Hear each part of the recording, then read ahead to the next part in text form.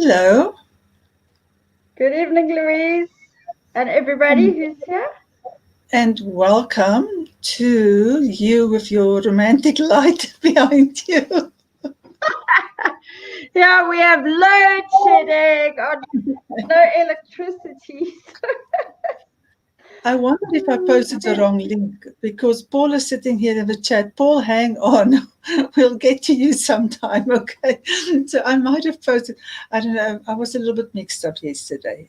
Yesterday I had a bit of a upside down day. No, I'm lying. I had a terribly upside down day, so I probably put the wrong link in, which is oops. Okay, so when anybody who's coming from a newsletter is going to want to join us, then we're going to have a nice big fat party soon. Okay, so Paul, if you want to follow along, just go watch on Facebook, and we'll let you back in. Right? Okay, all right. So we are on. Yeah, I didn't see that happening. No, I think I put the wrong link in there. Okay, so it might be a group party tonight. The more the merrier. We might be on our own, eh? No, there'll be people following us from Facebook anyways, and it's showing that we're live. So we'll have some people saying hi, we love you soon, I hope. Okay, all right. And it's because, and I really hope so, because we are going to be talking about something that absolutely anybody who starts becoming aware and who starts changing their life and suddenly get these amazing tools and so excited, and you go and try them and wow, okay, somebody actually listened to me. I put a boundary and I wasn't rejected. My family is different to me. My loved ones are different to me. I feel better about myself. I don't feel depressed anymore. Anxiety is gone. So there's all these things that happens, and it's great and it's good.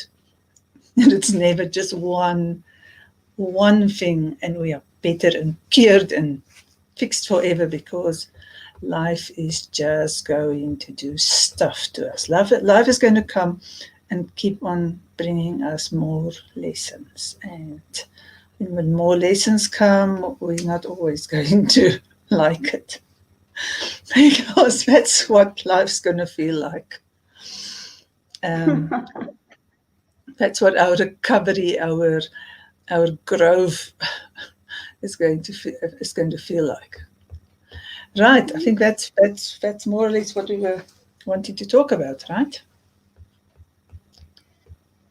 Sure. I think it's very important that people know that this journey is not linear. It's Michelle McLennan called it a spiral process or a layered process. It's not a like you go step one and then you get to step 10 soon. For me, it's been a kind of a few steps forward. Sometimes I feel like I'm taking more steps back than forward.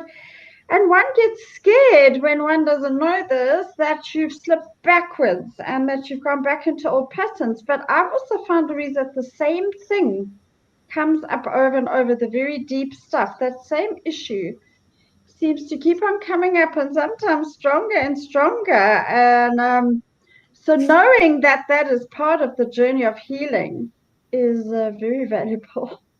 Look, there's a reason why we don't therapy like this.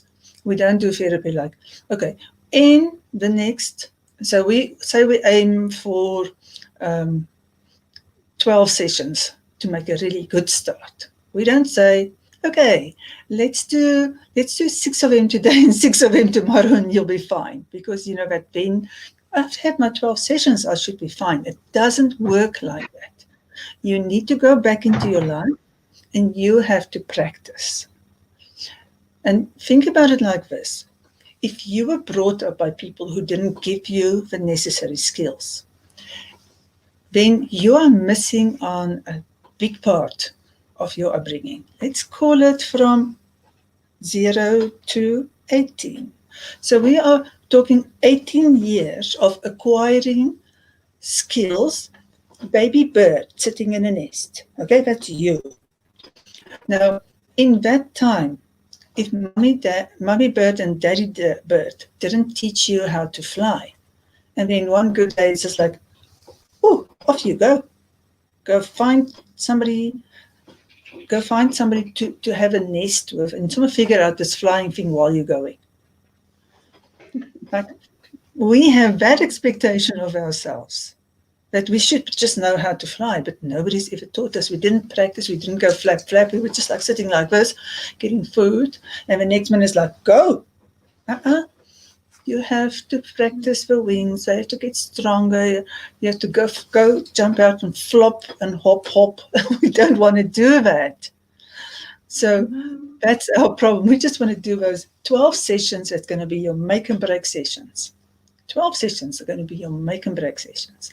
We want to do them in 2 days. 6 today, 6 tomorrow. Now I'm sorted. You have to take day one's learning and go out into a world. I'm not even booking you in today and say, come Friday again, unless you are in a huge emergency. If you're in a huge emergency, I'm not teaching you life lessons. I'm helping you through the current crisis, which is breaking you. That's all I'm doing. I can't help you get life lessons. Nobody can while you're in a deep crisis. Somebody has to help you through a deep crisis again. Then maybe we'll book 2 or 3 sessions, fine. We are talking about solid growth. It's different. You book a session today, you get a little bit better. Or you read an amazing book and you start applying it. Or you watch a podcast or a video or something transformational. You sign up for a course. Now you have to go back into your life and you have to go practice it. When we talk about the serious stuff, because I'm talking about the serious stuff all the time, I'm talking about how do you communicate to people. Communication is key. It's every single thing is about how you communicate, what you communicate, from what place are you coming with your communication. So now you want to take from day 1 to 18 and you press it into one session of an hour. You want to go into your life and you're just going to get it right. Can't. It's impossible because you would have had in a safe environment, very safe environment, your home was supposed to be safe if it's a healthy home. You would have had the chance to learn, to be obnoxious, to be rude. Can you hear my cat scratching? Yes. It's okay. Your cat's being obnoxious. That, or she gets on the table and she knocks this video connection. So sorry, people, you have to live with my cat. Listen, if it's not the hamster, it's the cat. Okay, now I've distracted myself. Okay, so you have to go, and in the real world, we are not your safe papa bird and mama bird are going like, oh, don't flap this way. It's not going to work. Use both wings, You're not going to have that in the real world. People are going like, you're an adult, adult already. Or they're going to pitch up with their own unfinished learning, and then there's going to be big fights or people hating each other or people just being rude and obnoxious to each other. So if you are in a healthy environment, you are going to grow through your growth phases, your growing up phases. And you have to complete every single one in order to be a successful adult. So if you are not a successful 4-year-old or 7-year-old or 12-year-old or 16-year-old, you're not going to be a successful 50-year-old. Finish, full stop, sad story, live with it, get over yourself, start doing the work. Because you have to go back from scratch and do the 4-year-old's work. Separate from mother. Learn to walk. Learn that if you throw a tantrum, nobody's going to just hand you a packet of chips because you threw a tantrum. Okay, everybody's getting this 4-year-old now, right? But you have to learn that.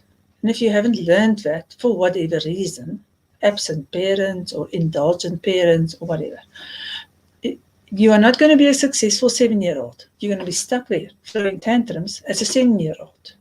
You're going to not separate from your parents as a 7-year-old.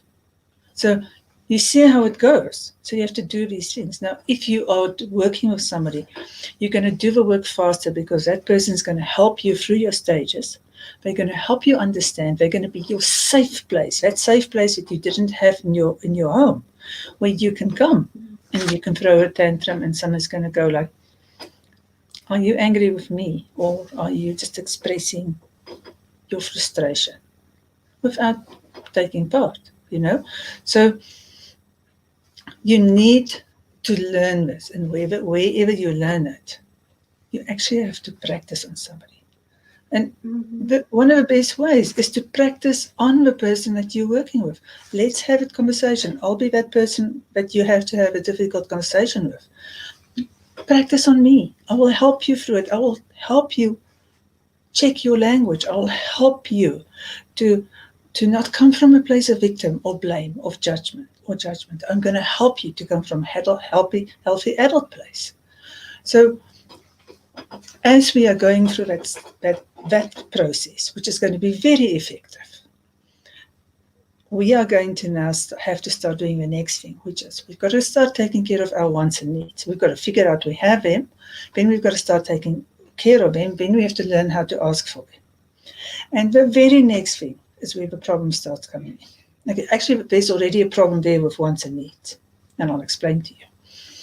And then the next problem that we're going to have is now you have to start putting boundaries. And once you figure out how to do boundaries, and that you are not supposed to go for mountains, but you have to go for molehills, and it's got to be an effective boundary, and you've got to stick to it. And there's another problem, because what's going to happen with these are that you have to, for both of them, learn how to speak. You have to learn how to speak. You cannot just go from 0 to 19 with nobody helping you, and all of a sudden you're going to just know how to speak to people.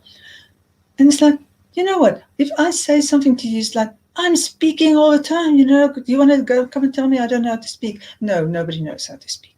Just nobody does. We blame, we judge, we interrupt each other. We don't listen. We don't listen, because listen is more important than speaking. And we don't know that. We don't have conversations. We don't have communication because we don't listen. And when we speak, we attack. And when somebody else's turn finally happens, we don't listen. We defend. So when we put boundaries, when we have wants and needs, we don't know how to speak. Now, when we suddenly have wants and needs, and we start liking ourselves, and we become healthy inside ourselves, healthy, then the other person may think that we are abandoning them. They are going to have triggers, and they're going to come back at us with their triggers. Hello, messy middle. 5 minutes ago, I was like so excited. I know how to speak. I know what to say. And there's this other person having triggers. Abandonment triggers. Rejection triggers. Well, we didn't see that coming because we are focused on our own work, which is what we are supposed to be doing. In the meantime, if we learned how to speak properly, if we actually learned how to speak, that other person wouldn't have abandonment triggers or feel rejected because suddenly we don't need them, or suddenly we say no. No sounds like abandonment to people. No sounds like rejection to people. Who gets brought up to say, oh, when you say no, I don't need to like it, but I need to love you for it because it means you are a healthy adult. Oh, flippin' hell, can people please just bring up their children to know this already? No is not a rejection. It means you are healthy enough to take care of yourself. It's an amazing thing to do, and it's your job to do it for you.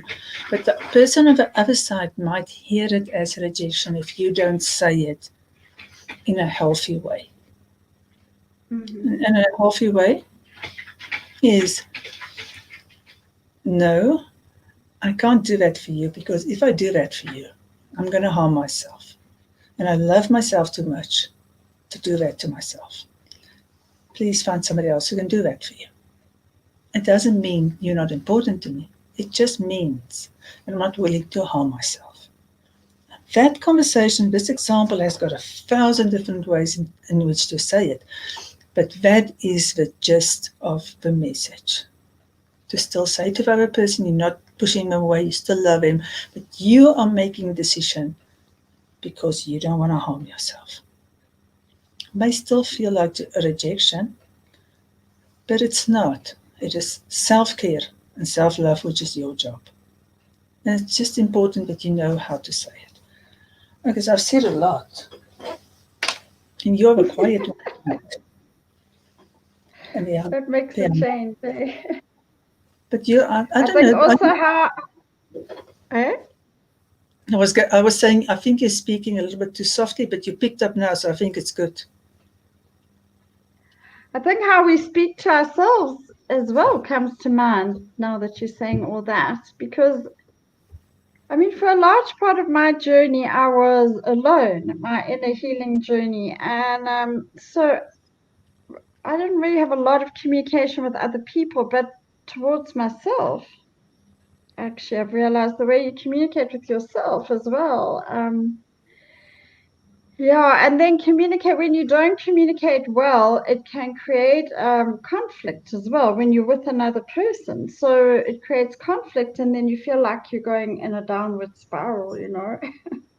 Yeah, and then you don't like yourself. Yeah, you bring up a very valuable point, and this is one that I haven't covered, because we get our growth in the real world. There's only so much that we can do on our own on a beautiful island with only us and a canary, you know?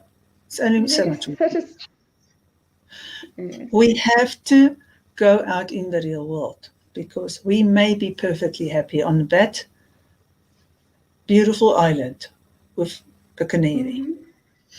And it's a way of withdrawing ourselves from the world, because we don't trust ourselves to be acceptable in the world. And we have not learned to get over our social anxiety and integrate ourselves fully into the world. And we have beautiful explanations for it, but we are keeping ourselves away from joy. When we come from that place, we don't understand how much we are missing. And I am happy to take on anybody about this one, because I know, because that was my story. I never integrated enough into the world. Never. It was too hard. I didn't know how to do it. I didn't know how to be easy. That gift to yourself when you can just show up and let it all hang out, and people still love you once you decided to love yourself. But that's part of a journey. You cannot say, I'm growing, if you try and do this growing in isolation. You have to grow in the world. You have to get over your fears. You only get over your fears when you are exposing your inner self to people. I'm not saying expose your inner selves to everybody. And please don't expose your outer selves to anybody.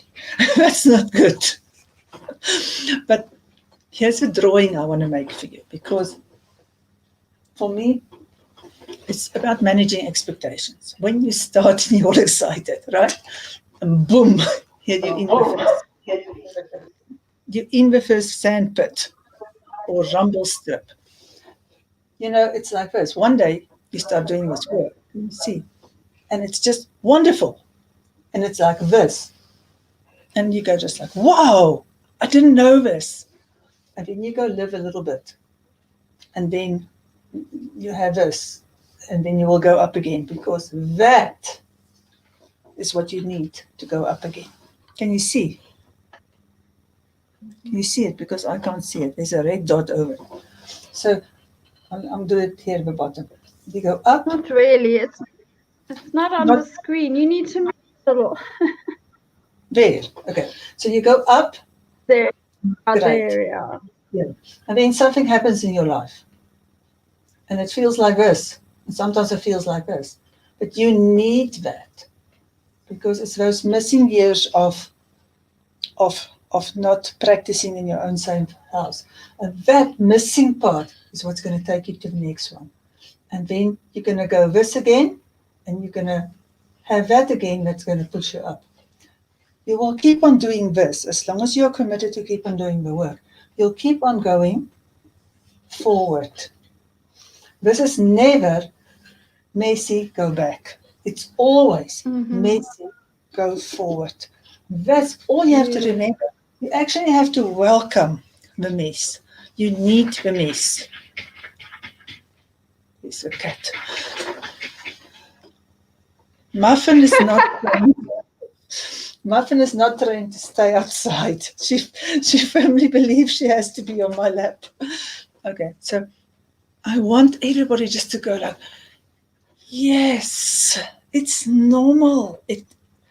The messy middle is what you need. It's the messy middle. You only get it in the real world with other people. You don't get it by yourself. You're getting it by yourself. You're living in a place of fear of judgment, fear of rejection. And don't come to me with that introvert story. I know that introvert story, huh? Been there, done that.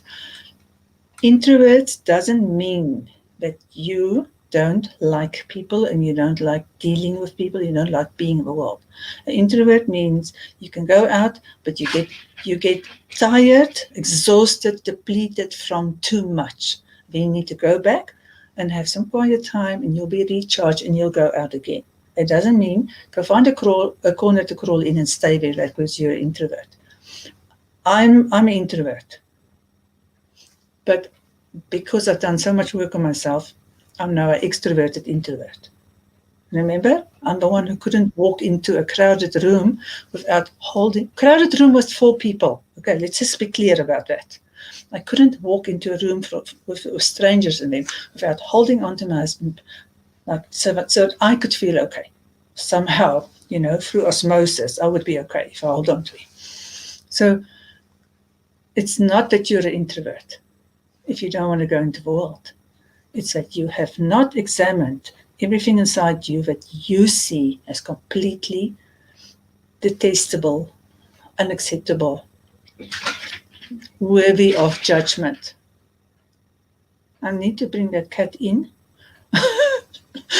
or no, we'll ignore her. Okay, let's go to some comments. Right. Okay.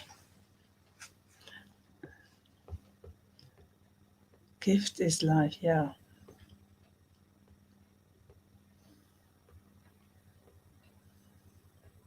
Oh, beautiful, Robin. Yeah, thank you, Robin. It's a big thing. It's one of those things that you can nearly not, you could nearly not say to a mother that if she's lost a child, that there's any blessing in it. You can nearly not say it. And I'm actually not saying that because I have lost a cat and I cannot say there's a blessing in it. So how can I dare say that? What I can say is that you will be more when you're done. That's all I know for sure. You will be more when you're done. Thank you, Robin. And Robin knows that. Mia, you made it live. I've been loving your art lately. Okay, all right. So, okay, Antoinette. So, what is there that you want to add? Well, I just think that this process is a repetitive process over time. And I don't know what time period you're talking about here because I think it's different for different people. But as you know, I've been on this journey for 4.5 years now, and I'm the best I've ever been. But I can't say it's been a straight up. I've sometimes felt I'm more down and more screwed up or whatever than I've ever been. And if I didn't know the process and the journey, it would be devastating that because I think people can actually regress to their old selves when they think they're failing to move forward. So it's such a gift to know that the messy, and sometimes it's very messy. Sometimes I felt like I was going insane, actually, because everything that needs to be healed comes up when you're on this journey. And even though you've got tools, like I worked with you, you gave me tools, I got tools, but still sometimes what comes up from your subconscious is very tough, and you feel like, whoa. And sometimes even the tools don't work in the beginning, or you mess up. And then the tendency, if you're someone like me, is to beat up on yourself and go, oh my word, I'm just not getting there, I'm not getting it. And that's why I feel this message is so important for people to know. Sometimes when you feel worse, that's exactly when you're getting better. Antoinette, there's no one size that fits everyone. So, I can't say to anybody there's like a perfect way to do it because, look, first of all, we have people like us who like to be in charge of our healing journey, which is like, by the way, absolute crap. We're not supposed to want that, but because we are adult children and we had to learn that we have to be self-sufficient way too young. We have decided that the world is on our shoulders, and if we want anything done, we better get it done ourselves. And this whole thing of healing ourselves, let's just put that on the list, and then let's go out and heal ourselves. And it's my job, and I don't trust, here's the other thing, I don't trust anybody to really do it very well. So then I don't go ask for help, or I don't want to show my insights to anybody until I'm better. And when we don't ask for help. And then also because everything is my job, I don't even think that I should ask for help. So that's the first problem, that particular personality type, usually type A's, who wants to do everything by themselves, who don't trust anybody to do it as well as they do it. Like show of hands, okay, right, I'm there. Mm-hmm. Then we then we unfortunately also have the problem of finding a fit. We have to find a fit because we have to find somebody that we can first respect. This is the thing. You have to, if you're an adult child, you have to respect the heck out of somebody before you are going to be willing to trust them enough. That's a huge thing. So you have to find a fit for you. And you have to respect that person, because that's the only way you are going to give up your hard-headedness. Hard-headedness, like, I believe this is so, it must be so. I've believed it since I was 4. Now, who are you to come and tell me that what I'm believing is bad for me? Like literally what's sitting inside of ourselves. We may not be aware of it, but it's there. So we have to find somebody that we gel with, who's got actual tools that we respect, and that we are willing to hand some control over, because we want to control this whole thing. You can't control it. You're going to do the same old stuff. You need to let go. Now, here's the next problem. Once you are in that perfect situation, you're ready to do the work, you found the right person, now you have to have enough money. Oh, my word. The challenges to get for us to a system that's really working for us and consistent, those challenges are high.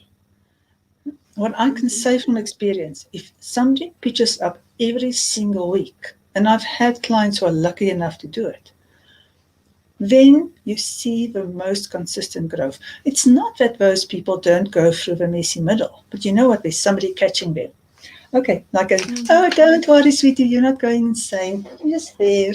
We call it a rumble strip. It's fine. What's the lesson? Let me help you unpack it. Sweet. We are going up again.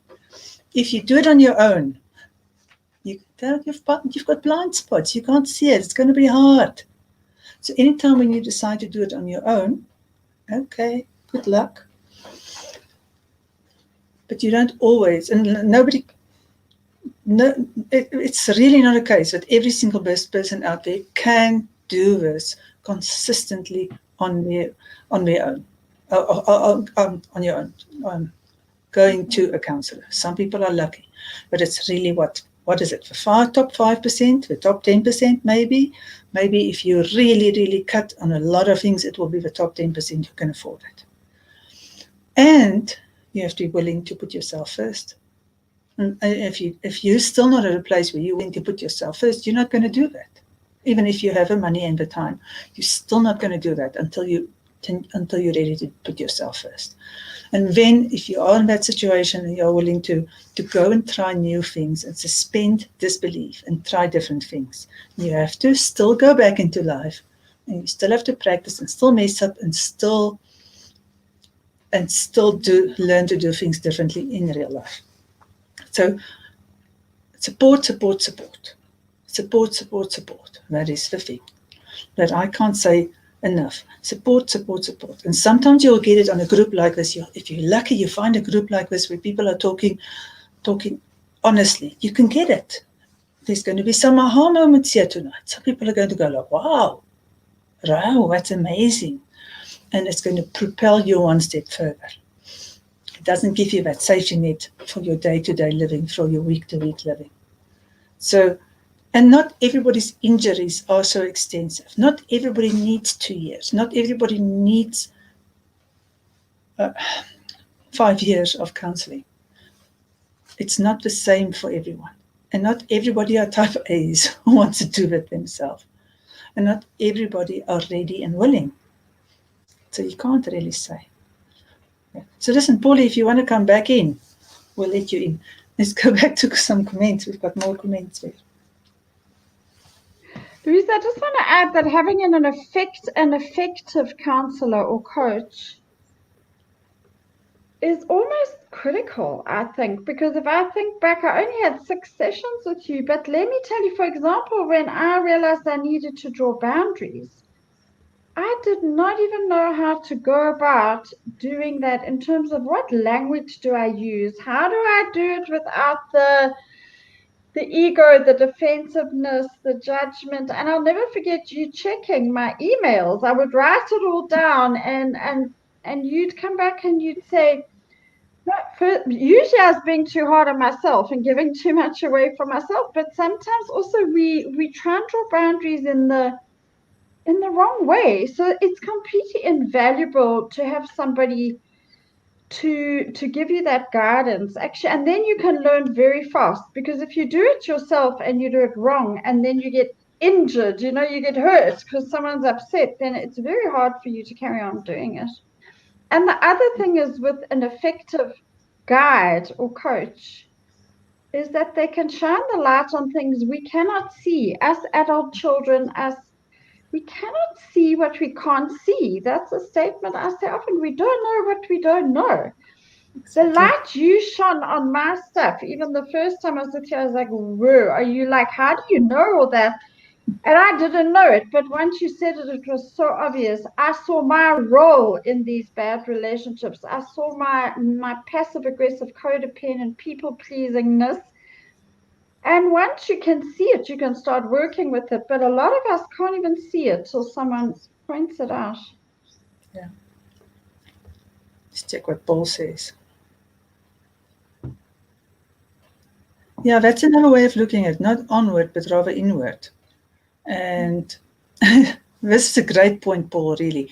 It's not so much about holding onto things as letting things go. And there was never anything more to aspire to than to discover the truth of what we already are. Yeah, that's beautifully put. Beautiful, Paul. Sure, you should write a book, Paul. Paul's going to be I can reveal so much tonight because, but I won't. Okay, I'll do this on Sunday because we've got a next summit coming up, and I have got a big reveal about an absolutely hero of mine, celebrity author who's changed thousands. I don't know if it's millions, but it's like really a lot of people's lives, and she's going to be a summit speaker. So I'm going to tell you on Sunday. But Paul's also going to be a summit speaker. And we are co-authoring. Everybody's on the summit's going to be co-authoring. So, yes.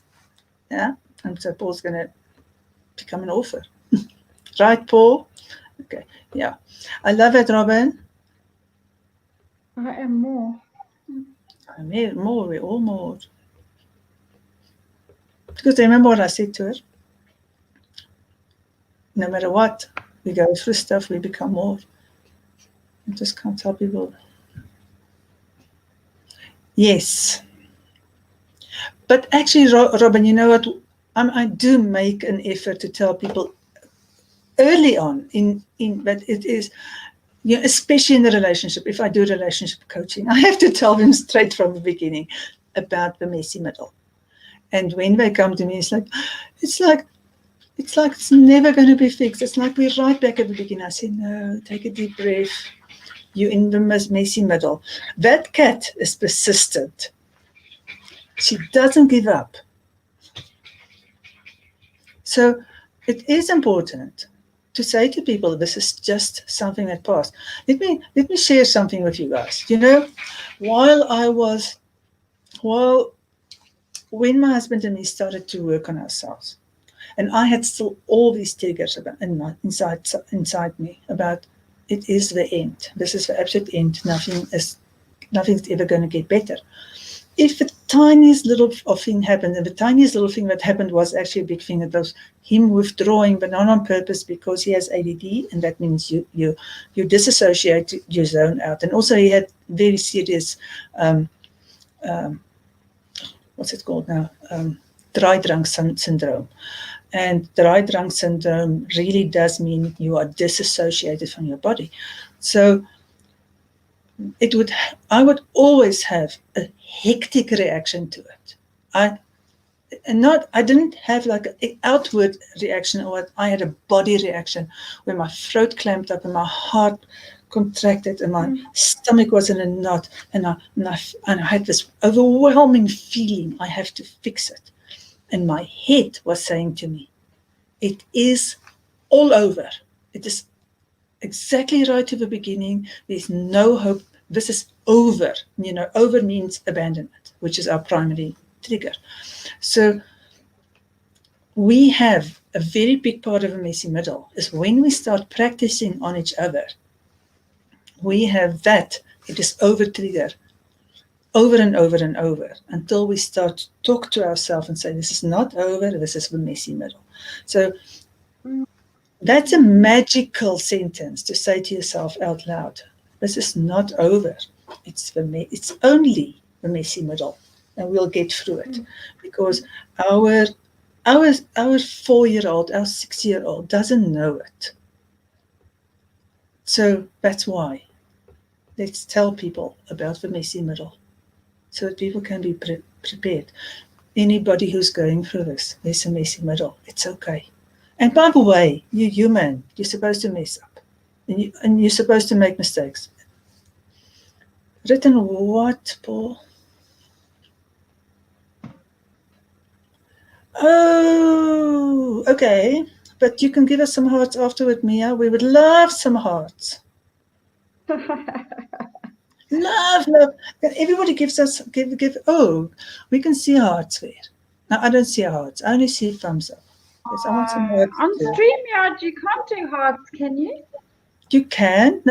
You can do it on Facebook. I mean, I see them. Oh, okay. I can see them. Okay, there we go. Oh, Robin's going to be nice to us. I love how you both bring your mental, mind, body, healthy right into daily life. Yes, it's exactly the point, Robin. You're getting it. We're doing it in daily life. It happens with, with us every day. Little birdie leaving the nest. Yeah, you're getting it. Oh, okay. I see what you're saying, Paul.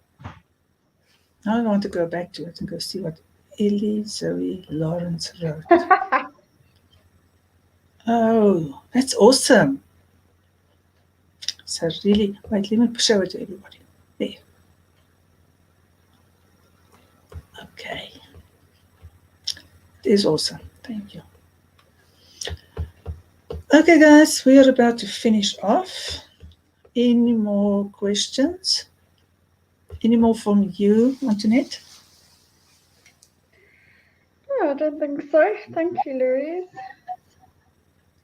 Okay, so lovely by the candlelight tonight, still having load shedding there where you are. And we can make it we can make it a new tradition. There's enough load shedding going on to make it a new tradition. Okay. All right, so guys, thank you all for coming. And if you are watching on YouTube, please go and subscribe to the channel with the least subscriptions in the world, and give us hearts. Oh, there's some hearts. I see some hearts. Thank you guys. Thank you guys.